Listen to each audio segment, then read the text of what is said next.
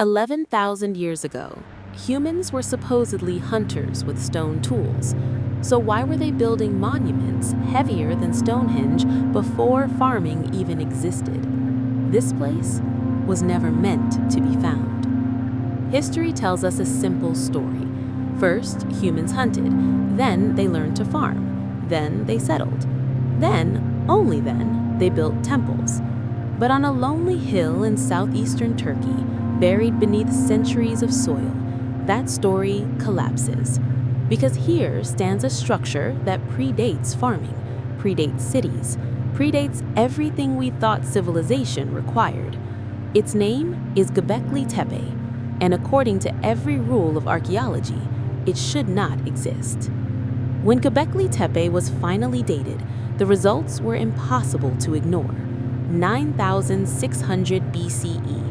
That makes it over 11,000 years old. Stonehenge? Still 6,500 years away. The Great Pyramid of Giza? Another 7,000 years in the future. At this time, humanity was supposedly scattered into small groups, living hand to mouth, focused only on survival. Yet Göbekli Tepe is not small. It is monumental. And monuments require planning, organization, leadership, and belief, which means something is deeply wrong with the timeline. For decades, Göbekli Tepe was overlooked.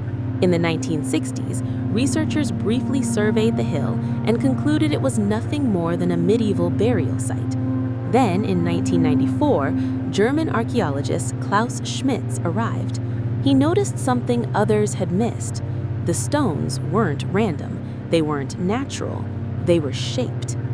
As excavation began, massive pillars slowly emerged from the earth, pillars no one expected to find at such an early date. Schmidt quickly realized something unsettling. This site hadn't been lost, it had been buried on purpose. At the center of Göbekli Tepe stand towering T-shaped limestone pillars. Some rise over 18 feet tall, many weigh between 10 and 20 tons. To put that into perspective, that's roughly the weight of a modern city bus. But here's the problem. The builders had no metal tools, no wheels, no pack animals, no written engineering plans. Archaeologists believe they used stone hammers to carve harder stone, a process so slow it could take months to shape a single pillar. Then comes the real mystery. How do you transport a 20-ton pillar across uneven terrain without breaking it? And once moved, how do you lift it upright?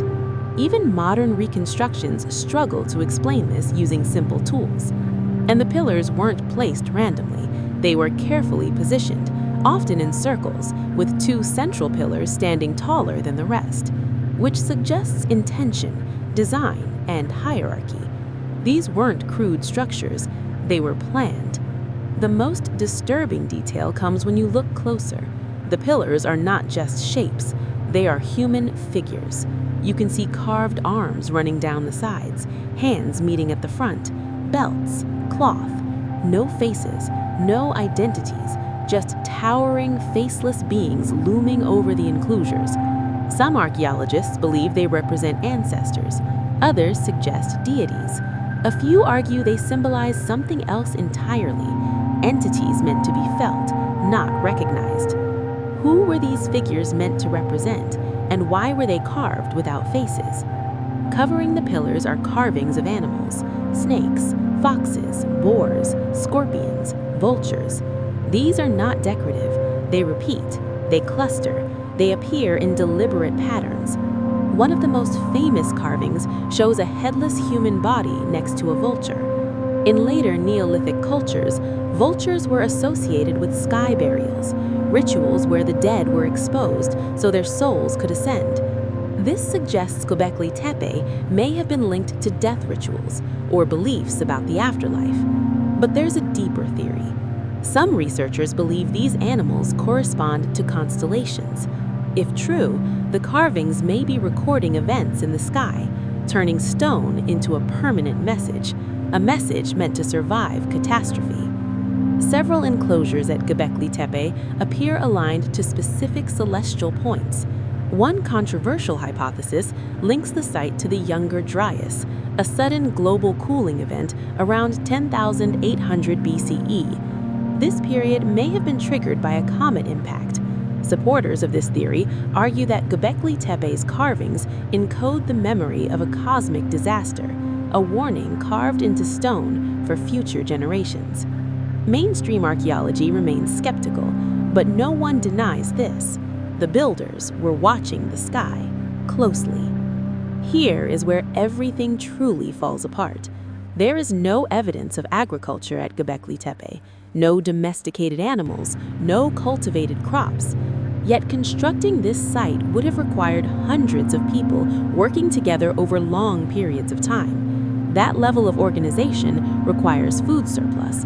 So where did it come from? Some archaeologists now believe something radical, that religion came first, that people gathered for rituals and only later developed farming to support those gatherings, meaning civilization may not have been born from survival, but from belief. Göbekli Tepe was not destroyed, it was sealed. The builders filled the enclosures with rubble, tools, and bones, as if performing a final act before abandoning the site. Why bury something that took generations to build? Was it no longer needed, or no longer safe, or was its purpose fulfilled? Less than 10% of Göbekli Tepe has been excavated. Radar scans reveal dozens more structures beneath the ground. Nearby sites, Karahan Tepe, Sayburk, and others, suggest Göbekli Tepe was part of a much larger network, a culture without writing, without cities, without a name. Göbekli Tepe doesn't fit our story of humanity. It challenges the idea that civilization rose slowly and logically. It suggests knowledge can appear and disappear. If people 11,000 years ago could organize this, what else did they know?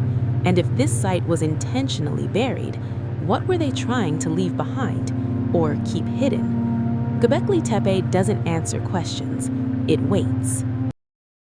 This is the Chrono-Mist Secret. Secrets buried in time. Like the video, subscribe for the truth.